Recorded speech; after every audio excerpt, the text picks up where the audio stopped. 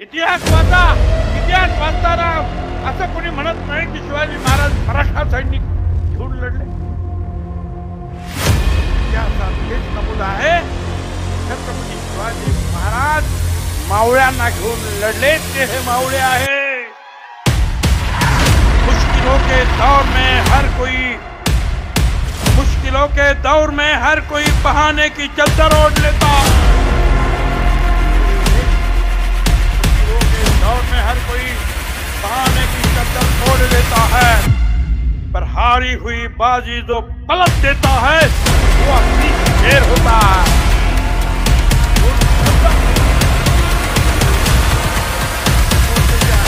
बलगंडा है. बोलवून त्यांना सगळी मदत दिली जाते. आर्थिक मदत दिली जाते. गाड्यांची मदत दिली जाते. उपोषण करते त्यांचे आले तर 200 जेसीबी उभे राहतात. हेलिकॉप्टरची फुलं. लेकरं गरीब आहे. सांगतायत त्यांच्याबद्दल आम्ही काय बोलणार ना. जे आमच्या विरोधात जे शक्ती देतात कुणाला त्यांना मात्र आम्ही विसरणार नाही. येणाऱ्या निवडणुकांमध्ये त्यांना त्यांची जागा आपल्याला दाखवून द्यावी लागेल.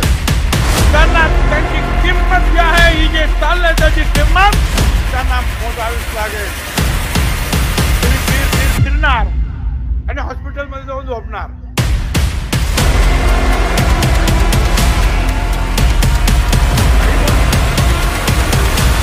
दोन दिले देवाने म्हणून काही बोलणार. एवढी मस्ती कुठून आली रे बाबा.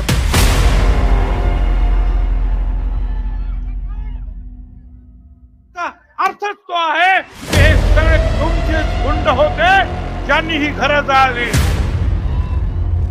2 महिन्यात जालन्यात आली 200 बेकायदा गावठी पिस्तुले. 5,000 रुपयाला पिस्तूल मिळते.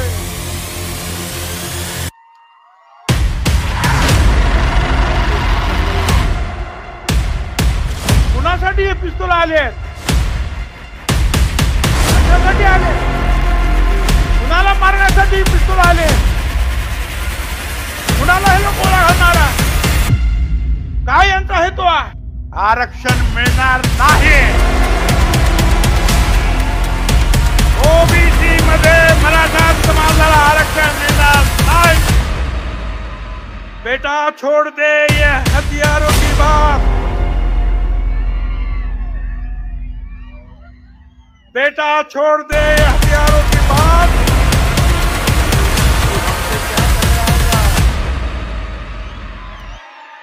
अरे जो हमसे टकराए सब मिट्टी में मिल जाए.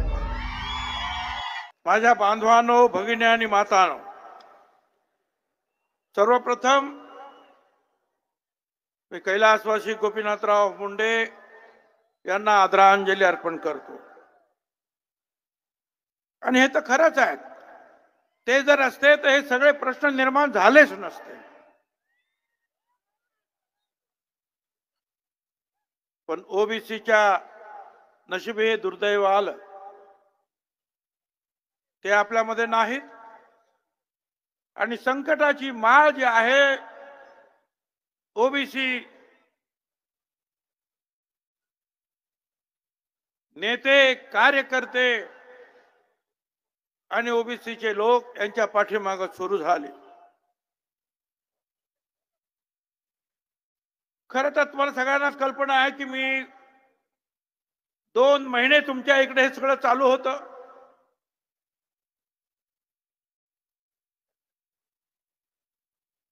उपोषण सुरू होतं. 2 महिने माझ्या विरुद्ध शिवीगाळ सुरू होती. मी काही बोललो नाही. परंतु ज्या वेळेला या बीड मध्ये आगी पेटल्या, हे सुभाष राऊत मंत्रालयात माझ्या समोर बसलेले होते, माझ्या चेंबर मध्ये. आणि अचानक टीव्हीवर त्यांनी सांगितलं की साहेब, प्रकाशराव सोळंके यांचं घर पेटवलंय. धडाधड धडाधड स्फोट होतात गाड्यांचे. मी पण भयभीत झालो. काय चाललं काय हे? आणि नंतर माझ्या लक्षात आलं आणि मी या एसपी ना फोन करून सांगितलं की आता याच्या नंतर या सुभाष राऊत यांच्या सुद्धा हॉटेलवर हे लोक जाणार. सुभाष राऊत तिथून इकडे यायला निघाले आणि नेमक्या 4 तासामध्ये मी पाहतोय ते त्यांचं हॉटेल पेटवून दिलंय. राख रांगोळी काय म्हणतात ते मी तिथे नंतर पाहिलं जाऊन. धडाधड धडाधड आगी लागला. प्रकाश सोळंके त्यांचं घर पेटलं, हॉटेल पेटलं. संदीप क्षीरसागर शरद पवार साहेबां गटांचे त्यांचं राष्ट्रवादीचं ऑफिस पेटलं, खलास. जयदत्त क्षीरसागर यांची शिक्षण संस्थेचं ऑफिस पेटलं, खलास. जयदत्त क्षीरसागर, संदीप क्षीरसागर, योगेश क्षीरसागर हे सगळे एकाच घरात राहतात. त्यांची ऑफिस जाळली, त्यांच्या घरावर हल्ला, कोड नंबर देऊन हल्ले केले. कोड नंबर प्रत्येक ठिकाणी जिथे जिथे हल्ले झाले तिथे कोड नंबर देऊन. वेल प्लान, अचानक उद्भवलेली गोष्ट नव्हती. विचारपूर्वक जाळपोळीचा प्लान आखला गेला. जयदत्त क्षीरसागर, त्यांच्याच घरात संदीप क्षीरसागर, योगेश क्षीरसागर, त्यांचा भाऊ एक आजारी भूषण, मला असं वाटतं ही सगळी तिथे, सगळ्यांची मुलं बाळा तिथे, सगळ्यांच्या ज्या आहेत पत्नी महिला सगळ्या तिथे. आणि आपल्या सगळ्या, माझ्यापेक्षा आपल्या सगळ्यांना बीडवाल्यांना माहिती आहे काय झालं. धडाधड धडाधड गाड्याचे जे स्फोट झाले, प्रचंड धूर झाला, बाहेर येता येईना. करायचं का? अशा वेळेला वर्तमानपत्रात सुद्धा आलेला आहे, नमाज पढण्यासाठी चाललेले लोक मुस्लिम समाजाचे, त्यांनी पाहिलं अरे हे काय चाललंय, घरामध्ये मुलं बाळ आहेत, त्यांना वाचवायला पाहिजे. बाहेर तर येता येत नव्हतं. डॉक्टर सारिका ताई, पोस्ट ग्रॅज्युएट, त्यांनी फोन लावला, मागच्या बाजूला 10-15 फुटाची ती भिंत जे आहे, बाउंड्री वॉल, कंपाऊंड, जायचं कसं? या आमच्या भगिनींनी खुर्चीवर चढले, मुलाबाळांच्या पायाला धरून त्यांना उंच केलं. पलीकडच्या बाजूनं शेख वसीम, अन्सारी जलील, शेख सत्तार, शेख अजीम, ही सगळी मंडळी जी आहे पलीकडच्या बाजूने त्या भिंतीवर चढली. आणि त्या मुलांना जे आहेत, लहान बाळांना जे आहेत, हात धरून ओढून घेतलं वरती आणि त्यांच्या घरी घेऊन गेले. ही आहे माणुसकी. मजहब नहीं सिखाता आपस में बैर रखना, हिंदी है वतन है हिंदुस्तान हमारा, हा हिंदुस्तान आपला. मी आज आपल्या सगळ्यांच्या समोर या चौघांचं सुद्धा जे आहे मुद्दाम होऊन सत्कार करीत आहे. त्यांना आणा.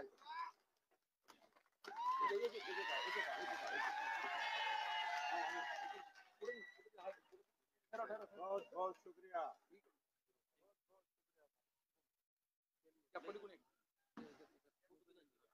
और कौन है?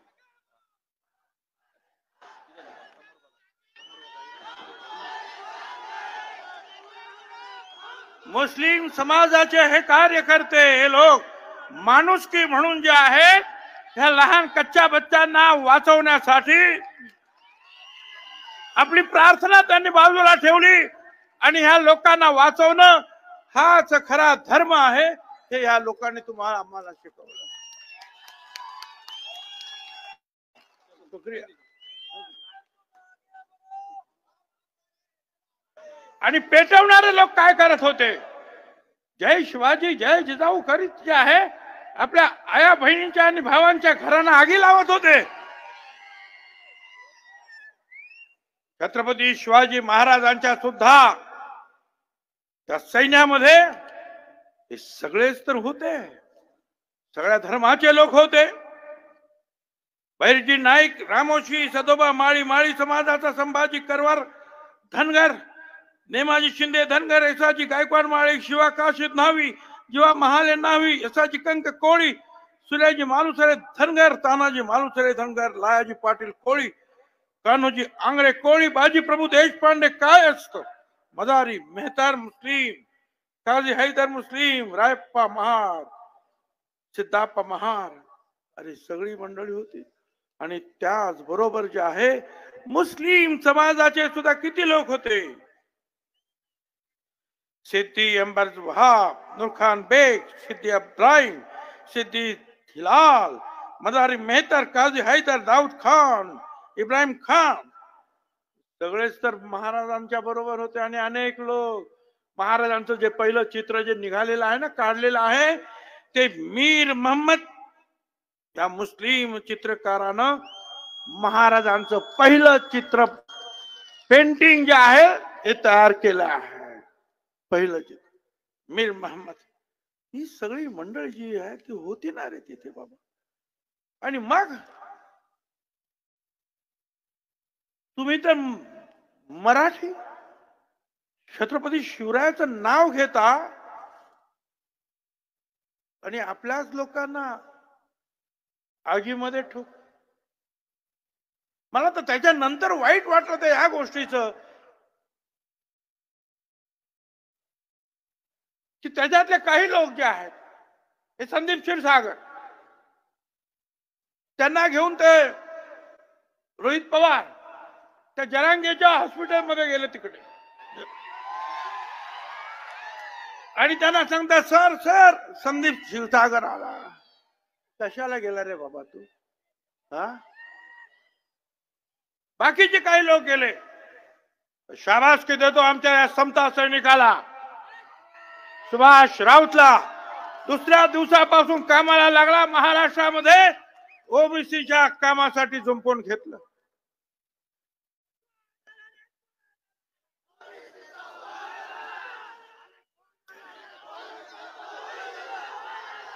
मला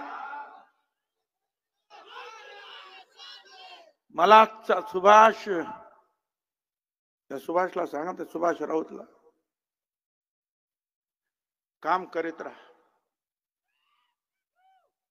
अरे लग गई आग जमाने में, लग गई आग जमाने में तो बचा क्या है?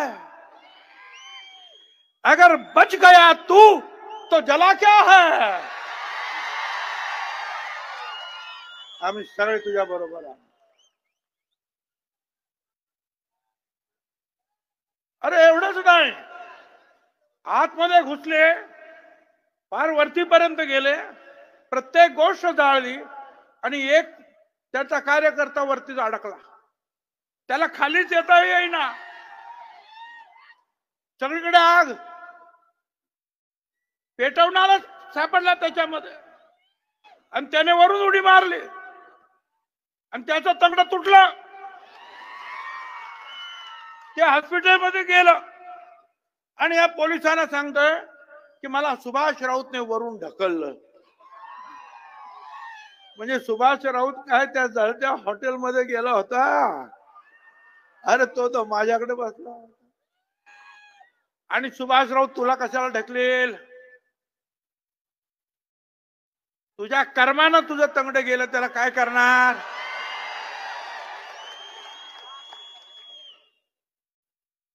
बोलण्यासारखं खूप आहे. कालच राजमाता जिजाऊ बाळासाहेब यांची जयंती झाली. युवकांचं प्रेरणास्थान स्वामी विवेकानंद यांची सुद्धा, मी या दोघांना सुद्धा जे आहे आदरांजली अर्पण करतो. आणि आपल्या मगाशी शीतल साठे, सचिन माळी यांनी जे गायलं, त्या जिजामातेनं जे आहे या सगळे 12 बलुतेदार ओबीसी समाजाचे, भटक्या विमुक्त समाजाचे, बघा इथे सगळे बसलेले आहेत. वेगवेगळे जे आहेत आपले कोण गारुड्या, कोण मर्याईवाला, कोण सुतार आहे, कोण लोहार आहे, कोण काय आहे, कोण सगळे येऊन बसले. या सगळ्यांना बरोबर घेऊन महाराजांना ताकद दिली. ते मावळे हे आहे. पण आता छत्रपतीचं नाव घेतलं जात आहे आणि आमच्यावर हल्ले केले जात आहे.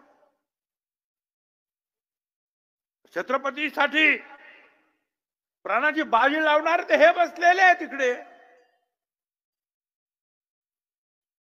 त्यांची तुम्ही घरं पेटवता, लायकी काढतात आमची. मगाशी सांगितलेले सगळे महाराजांबरोबर लढलेच. अनेक संत वाङ्मयकार या ओबीसी समाजाने दिले ना, आमची लायकी काढते तुम्ही. संत जगनाडे महाराज तेली, संत नामदेव शिंपी, संत सेना न्हावी, सावता माळी चोखा मेळा महार, संत गोरा कुंभार, नरहरी सोनार, रोहिदास चर्मकार, जगद्गुरु संत तुकाराम कुणबी समाज आहे. लायकी काढते आमचा. आम्हाला एवढं दुःख झालं. डॉक्टर बाबासाहेब आंबेडकर यांनी या देशाचं संविधान लिहिलं, घटना लिहिली.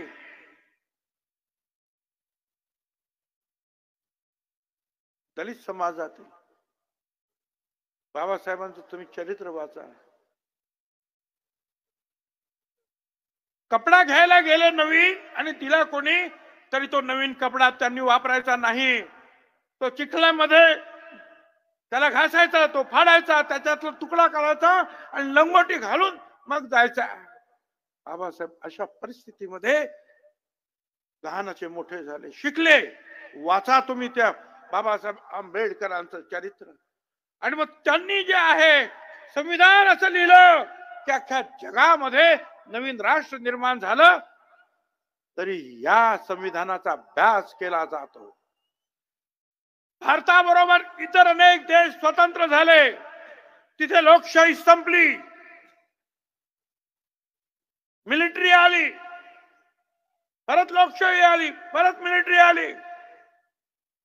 पण हा हिंदुस्थान वेगवेगळ्या राज्याचा, वेगवेगळ्या भाषेचा, वेगवेगळ्या धर्माचा, वेगवेगळ्या पंथाचा आज 75 वर्षानंतर सुद्धा एकत्र आहे. याचं कारण बाबासाहेब आंबेडकर यांचं संविधान. तुम्ही आमची लायकी काढता. बाबासाहेब आंबेडकर विश्वरत्न म्हणून आज आम्ही त्यांना मानतो, नाही जग मानत आहे.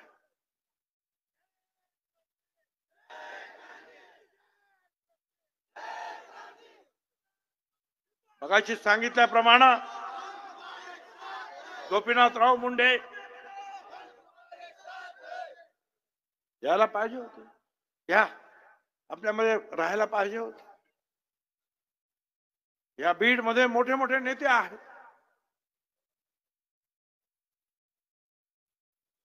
पण आज आम्ही सगळे छोटे छोटे लोक इकडे बसलेलो आहोत. कोणी काय कारण सांगतात, कोणी काय कारण सांगतात, त्या सगळ्यांना मला सांगायचं है।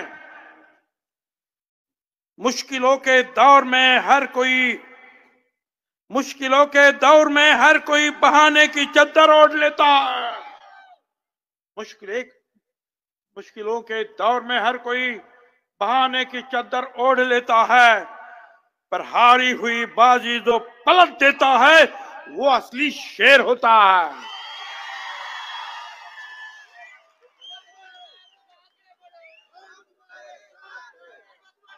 दोन शब्द आमच्यासाठी समोरचे जे आहेत बलदंड आहेत, बोलवून बोलवून त्यांना सगळी मदत दिली जाते आहे, आर्थिक मदत दिली जाते आहे, गाड्यांची मदत दिली जाते आहे, उपोषण करते त्यांचे आले तर 200 जेसीबी उभे राहत आहे, हेलिकॉप्टरची फुलं, लेकर गरीब आहे।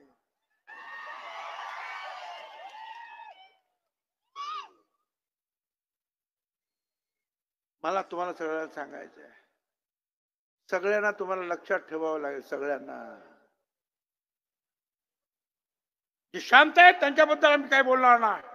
जे आमच्या विरोधात जे शक्ती देतात कुणाला, त्यांना मात्र आम्ही विसरणार नाही. येणाऱ्या निवडणुकांमध्ये त्यांना त्यांची जागा आपल्याला दाखवून द्यावी लागेल.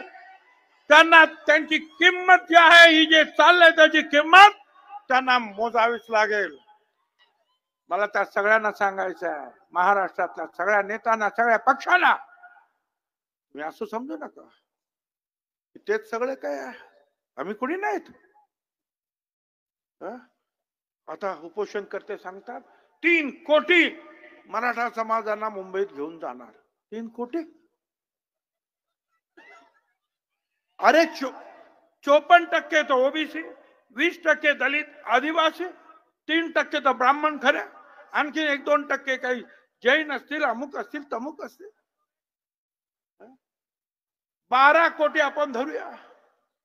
12 कोटी मध्ये 16-17%, त्याच्यामध्ये आणखी 7-8% तर कुणबी आहे. मग राहिले किती?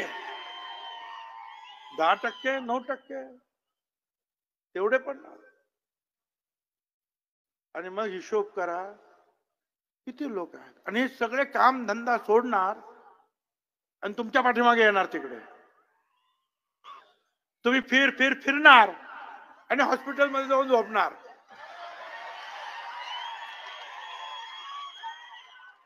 चक्कर मारणार. काय जवान नेता, हा 2-4 मीटिंग घेतल्या का हॉस्पिटलमध्ये झोपले. मग हे आमचे सगळे टीव्ही वाले जाणार, हा मग असा मामू कसं बोला, तो तमुक कसं बोला. मग ते आमचे अजित दादा एवढंच म्हणाले की मुंबईमध्ये जे आहे, जे काही येतात ते आले तर त्यांनी कायदा व्यवस्था बिघडता कामा नये, एवढी काळजी घ्यायला पाहिजे. त्यांच्या विरुद्ध गलिच्छ भाषेमध्ये तुम्ही बोललात. राज्याचा उपमुख्यमंत्री बघा काय बोलले ते, त्या युट्यूबवर अजूनही आहे. किती घाणेरडं बोलला हा मनुष्य. तर काही सुसंस्कृतपणा, काही बोलणार. तोंड दिले देवाने म्हणून काही बोलणार. एवढी मस्ती कुठून आली रे बाबा तुला?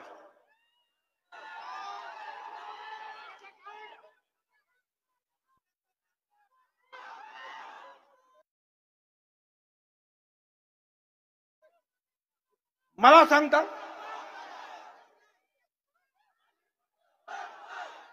सांगता तुम्ही राज्यातली शांतता बिघडवताय. मी बिघडवतो शांतता? जाळपोळ मी केली, गावबंदी मी केली, लोकांना मारहाण मी केली. आज सुद्धा अजूनही जे आहे मारहाण चालू आहे.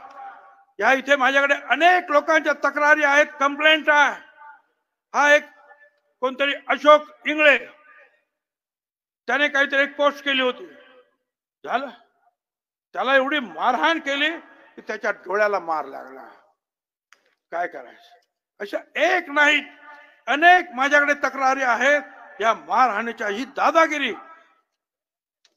ही पोलिसांनी सुद्धा जे आहे याच्यामध्ये आता न घाबरता या सगळ्यांच्या विरुद्ध जे आहे कारवाईला हात घातला पाहिजे. तुम्ही जर असे गप्प बसलात, कारवाई जर केली नाही, तर मग जनता सुद्धा मग एखाद दिवशी जे त्रस्त होऊन कायदा हातात सुद्धा मग घेते, या लक्षात ठेवलं पाहिजे. आपण मराठा समाजाला आमचा विरोध नाही. मराठा समाजाला आरक्षण द्या हे मी पण सांगतो. आमचे सगळे लोक सांगतात मराठा समाजाला आरक्षण द्या, वेगळं आरक्षण द्या, वेगळं आरक्षण द्या हे सांगतो. कारण 300, 350, 450 जाती ह्या ओबीसी मध्ये आहेत.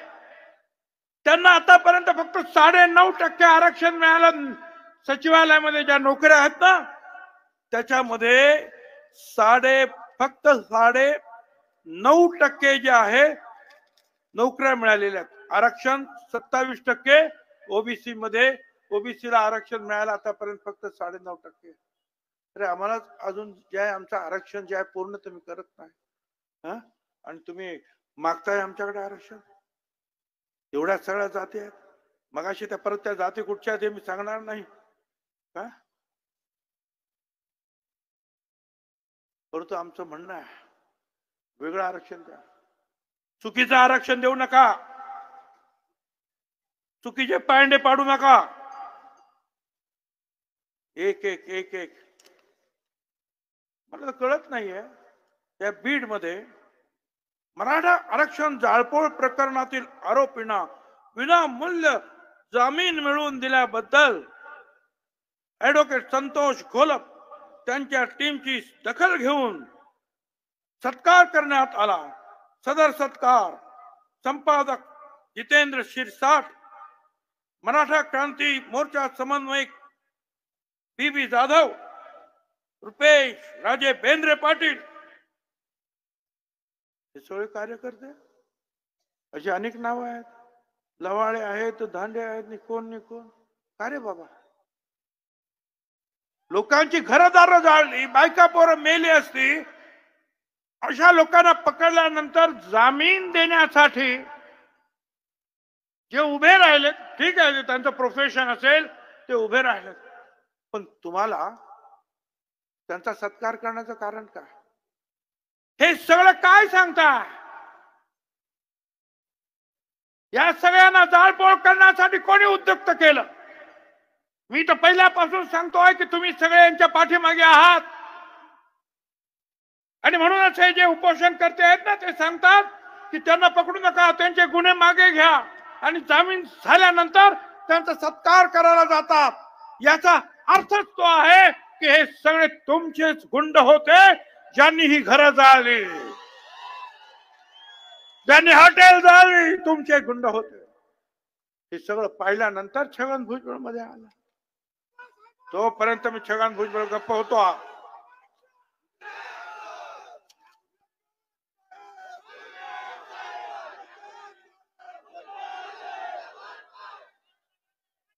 उपोषण करते त्यांच्या आजूबाजूला सगळे पिस्तूलधारी. तो एक पिस्तूलधारी पकडला, काय ना, तो बेदरे बोदरे काय ते त्यांचं नाव आहे बाबा, काय नाव आहे त्याचं, लायसन्स नाही. 2 महिन्यात जालन्यात आली 200 बेकायदा पिस्तूल. 2 महिन्यात जालन्यात आली 200 बेकायदा गावठी पिस्तुले.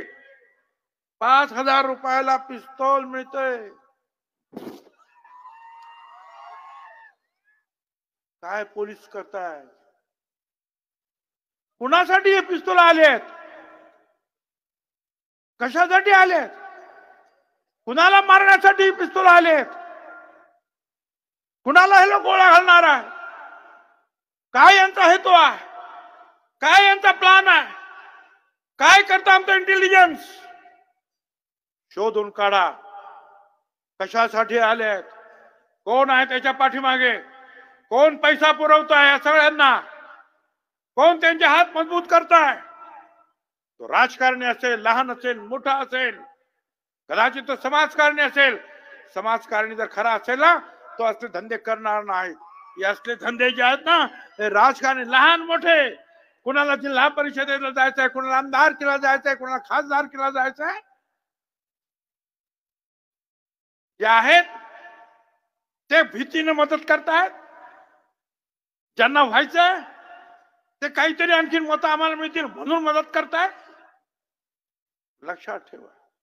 पुन्हा मी सांगतोय महाराष्ट्रातील सर्व जनतेला, अशा रीतीचे जे गुंड करणारे, गुंडगिरी करणारे जे लोक आहेत, त्यांना पाठिंबा देणारे, त्यांना पैसा पुरवणारे, गाड्या पुरवणारे, त्यांच्या पाठीशी कधी उभे राहू नका. त्यांना त्यांची जागा दाखवून द्या. काही काही लोक जात आहे, काही राजकीय अधिकाऱ्यांना,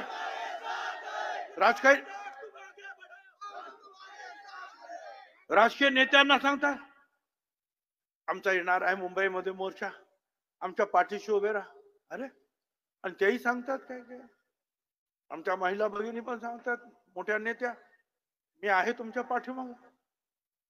मला सगळ्यांना सांगायचं, मला विचारायचं आहे, कोणाच्या पाठीमागे तुम्ही राहणार? मराठा समाजाला वेगळं आरक्षण द्या,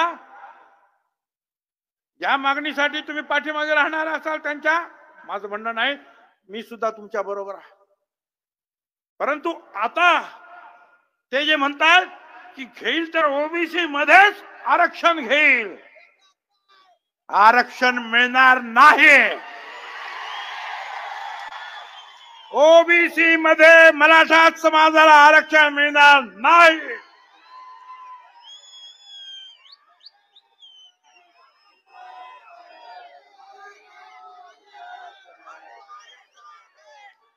अरे चार चार आयोग, खत्री आयोग, बापट आयोग, असे अनेक आयोग आले आणि त्यांनी मराठा समाज गेला. त्यांनी सांगितलं आम्हाला सामाजिक दृष्ट्या मागास करा आणि आरक्षण द्या. त्यांनी सांगितलं नाही, तुम्ही सामाजिक दृष्ट्या मागास नाही. त्यांनी ते फेटाळलं, सुप्रीम कोर्टाने फेटाळलं. आणि आता मला मोठं आश्चर्य वाटायला लागलेलं आहे, वेगवेगळे जे आहेत लोक उभे राहिले, वेगवेगळे आयोग उभे राहिले. आता तर ते पहिल्या आयोगाचे त्या लोकांनी तर राजीनामे दिले घाबरून. आता नवीन आहे, त्यांना काम एकच आहे की मराठा समाजाला आरक्षण द्यायचं आहे. ओबीसी आयोग आहे की मराठा आयोग आहे. बरं, त्याच्यानंतर आणखीन दुसरी एक फळी निर्माण झाली. आदरणीय दिलीप भोसले माजी न्यायमूर्ती, मुख्य न्यायमूर्ती हायकोर्टाचे, आणि अनेक असे जे आहेत, गायकवाड आहेत, शिंदे आहेत, वगैरे वगैरे. मला मोठं आश्चर्य वाटतं, मी एका ठिकाणी वाचलंय का वकिलांनी चांगली त्याची माहिती दिली. ते म्हणाले की ह्या देशाचा जो मुख्य न्यायमूर्ती आहेत, सुप्रीम कोर्टाचे मुख्य न्यायमूर्ती, त्यांचा पगार आहे 2,80,000 रुपये. या देशाचे आजचे मुख्य न्यायमूर्ती सुप्रीम कोर्टाचे, त्यांचा महिन्याचा पगार 2,80,000 रुपये. आणि दिलीप भोसले आणि त्यांचे इतर लोक, दिलीप भोसले यांचा पगार 4,80,000 रुपये. मुख्य न्यायमूर्ती आजचे त्यांना 2,80,000 आणि यांना 4.5 लाख रुपये. त्यांच्या बरोबरचे जे इतर आहेत त्यांना सुद्धा तसं. काय चाललं? हा जनतेचा पैसा. मला मग सगळे विचारतात, अरे तुम्ही सरकारमध्ये आहात, सरकारमध्ये बोलायचं तर तुम्ही बोलणारच आणि बोलतच असतो. आणि तुम्ही जे आता मी जिथे बोलतो त्याच्या द्वारे जे आहे ते सरकारमध्ये जातच असतं ना, आणि सरकार वाचतच असतं मी काय बोलतो ते. हो, याच्यानंतर भीती तरी काय? भीती अशी की छगन भुजबळला बघून घेऊ, छगन भुजबळला सोडणार नाही, आम्ही घेणारच, आरक्षण घेतल्याशिवाय राहणार नाही, हे सगळं काही सुरूच आहे. भीती एवढी की त्यांची मीटिंग असली तर बीड बंद, जालना बंद. अरे काल परवा जे आहे, काल प्रधानमंत्री आले मोदी साहेब नाशिक मध्ये, तर नाशिक बंदचा आदेश कोणी काढला नाही हो. अरे आले, यांची मीटिंग, त्याच्यामुळे म्हणे बंद. अरे काय बंद? आणि हा हे बघा, हे फोटो तुम्हाला दिसणार नाही पण तुम्हाला माहिती आहे कोण बोलला असेल. आमच्या हातात दंडुके, सरकारला पायाखाली तुडवू शकतो, भुजबळांनाही पाहून घेऊ. काय पाहून घेतो बाबा तू? दंडुके काय, पिस्तूल काय? मला त्यांना सांगायचंय, बेटा छोड़ दे ये हथियारों की बात. बेटा छोड़ दे हथियारों की बात, तू हमसे क्या टकराएगा। अरे जो जो हमसे टकराए सब मिट्टी में मिल जाए। तुम हमसे टकरा हथियारों की बात करता है। मला सांगायचं आपल्या सगळ्यांना, पुन्हा एकदा सांगायचंय, मराठा समाजाला विरोध नाही, परंतु तुम्ही जर आमचंच आरक्षण घ्यायला जर तयार लागलात तर जे जे त्या आमच्या आरक्षणाच्या विरुद्ध उठतील त्यांच्या विरुद्ध आम्ही जाणार। एक बाळासाहेब सराटे ते हायकोर्टामध्ये त्यांनी केस टाकली। काय टाकली केस की या ओबीसी मध्ये असलेले जे आम्ही सगळे तुम्ही आम्ही सगळे आहेत ते सगळे बेकायदेशीर आहे, त्यांना ओबीसीच्या बाहेर काढा। बघा हे मराठा समाजाचे नेते आहेत, हायकोर्टामध्ये केस काय टाकली की हा सगळ्यांना साळे माळे कोळी तेली तांबोळी हे सगळे जे आहेत बसलेले भटक्या विमुक्त सगळे बेकायदा आहेत, त्यांना सगळ्यांना बाहेर काढा। ही एका बाजूने, आणि दुसऱ्या बाजूने मराठा समाजाला ओबीसीत आरक्षण मिळालंच पाहिजे। वा काय धंदा आहे। मला काय समजत, मला सरकारला सांगायचं आहे ओबीसीच्या आरक्षणाला रस्त्यावर काय किंवा कोर्टात काय धक्का लागता कामा नये, त्याची काळजी जबाबदारी सरकारची आहे।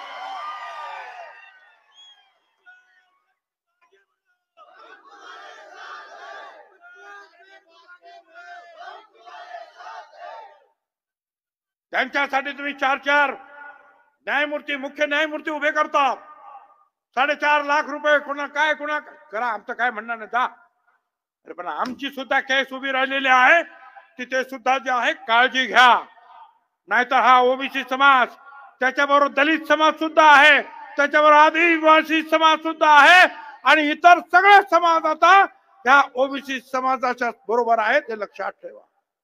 80% आज एका बाजूला आहे, सोपी गोष्ट नाही।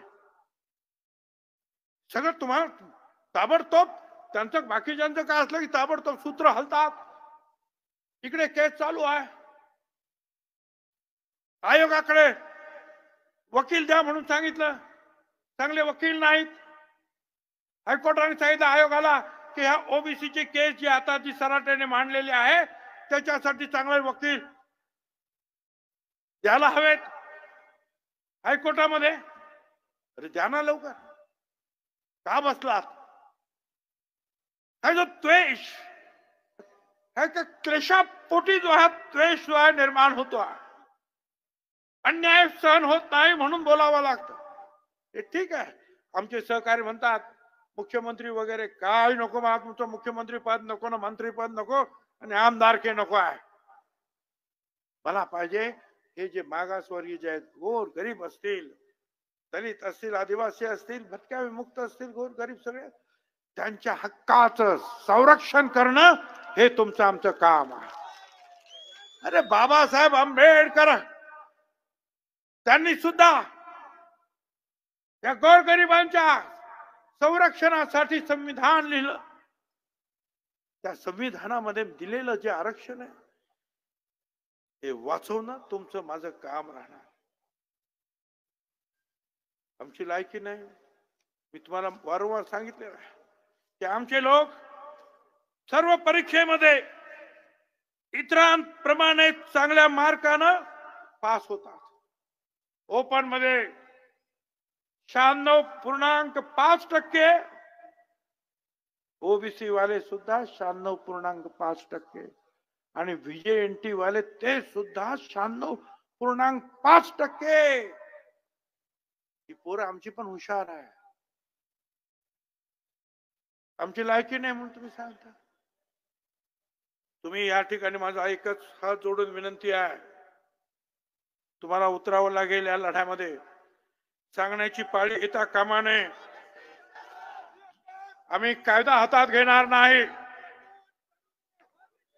पण संविधानाने जे आम्हाला बोलण्याचा अधिकार दिलेला आहे तो अधिकार गाजवल्याशिवाय आम्ही राहणार नाही. सभा घेण्याचा आम्हाला अधिकार आहे, आमचं दुःख मांडण्याचा आम्हाला अधिकार आहे. आम्ही कोणाची जाळपोळ करणार नाही. अरे आम्ही पेटवणारे नाही, आम्ही पटवणारे आहोत. आम्ही मोडणारे नाहीत, आम्ही घडवणारे आहोत. आम्ही कोणाला त्रास देणार नाही, जाळणारे नाहीत, आम्ही जुळवणारे आहोत एकमेकाला. तुम्ही आमची घरं जाळाल, तुम्ही आमच्यावर हल्ले कराल, तुम्ही सांगाल यांचं आरक्षण आम्हाला द्या आणि आम्ही गप्प बसू, तर आम्ही सुद्धा मेल्या आईचं दूध प्यालेलो नाही, हे सुद्धा लक्षात ठेवा. आणि माझी तमाम मराठा समाजाच्या नेत्यांना विनंती आहे की तुम्ही हे थांबवलं पाहिजे. तुम्ही त्यांना सांगितलं पाहिजे. तुम्ही गप्प बसलात तर हा जो गुन्हा घडतोय, हा जो अन्याय ओबीसीवर होतोय, त्याच्यामध्ये सहभागी झाल्याचं पातक तुम्हाला लाभेल. मला तुम्ही सांगता, त्यांना जाऊन सांगा ओबीसीतून आरक्षण मागणं चूक आहे, जाळपोळ करणं चूक आहे, जिवंत कारतूस बाळगणाऱ्यांबरोबर संबंध ठेवणं चूक आहे, पोलिसांवर हल्ले करणं चूक आहे, गुन्हे मागे घेण्यासाठी दबाव टाकणे चूक आहे, गाव बंदी करणं चूक आहे, एखाद्या समाजासाठी त्याच्या मागणीसाठी शहर बंद करणं, लोकांना वेठीस धरणं चूक आहे, अमुक तारखेपर्यंतच आरक्षण द्या बालिश मागणी करणं चूक आहे, सरकारला वेठीस धरणं चूक आहे.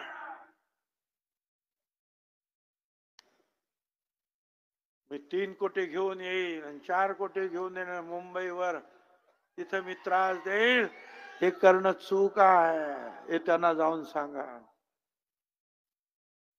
करतायत ना तुमच्यासाठी प्रयत्न वेगळं आरक्षण देण्यासाठी, मग कशासाठी हे सगळं चाललंय? दबाव निर्माण करण्यासाठी. आणि हा दबाव जर ते निर्माण करत असतील तर हा दबाव त्या ओबीसी समाजानं सुद्धा निर्माण करायला पाहिजे. दलित, आदिवासी, सर्व इतरांनी त्याला साथ दिली पाहिजे. एकमेकाच्या या सगळ्या दुःखामध्ये तुम्ही आम्ही सगळ्यांनी सहभागी व्हायला पाहिजे. म्हणजे हा काय या सगळ्या समाजाला आज ओबीसी संकटात आहे, तो कदाचित जात्यात असेल, तुम्ही चुपात असेल, चुपातले कधीतरी जात्यात येतील, लक्षात ठेवा. म्हणून प्रत्येकानं एक दुसऱ्याचं आरक्षण जपण्यासाठी एकमेकाला सहकार्य केलं पाहिजे, त्याच्यासाठी लढलं पाहिजे, न घाबरता आलं पाहिजे पुढे. काही लोकांनी तर आज मला सांगितलं, मला असं वाटलं की कोणी सांगितलं एवढ्या गाड्या अडून राहिल्या, तेवढ्या गाड्या जायचं नाही म्हणतात, यायचं नाही म्हणतात या मीटिंग. अरे बा, हे सगळं जे मैदान फुलून गेलेलं आहे, बाहेर सुद्धा लोक आहेत पहा. पुन्हा एकदा सुभाष राऊत आणि त्यांच्या सहकार्यानं तुम्हा सगळ्यांना आणि माझ्या सगळ्या सहकार्यांना मी धन्यवाद देतो की आपण लढलं पाहिजे. आणि एक लक्षात ठेवा, जीते वही है जो शेर होते हैं, जीते वही है जो शेर होते हैं, बाकी सब मिट्टी के ढेर होते हैं. धन्यवाद. जय हिंद, जय महाराष्ट्र, जय ओबीसी, जय ज्योति, जय क्रांति, जय भीम.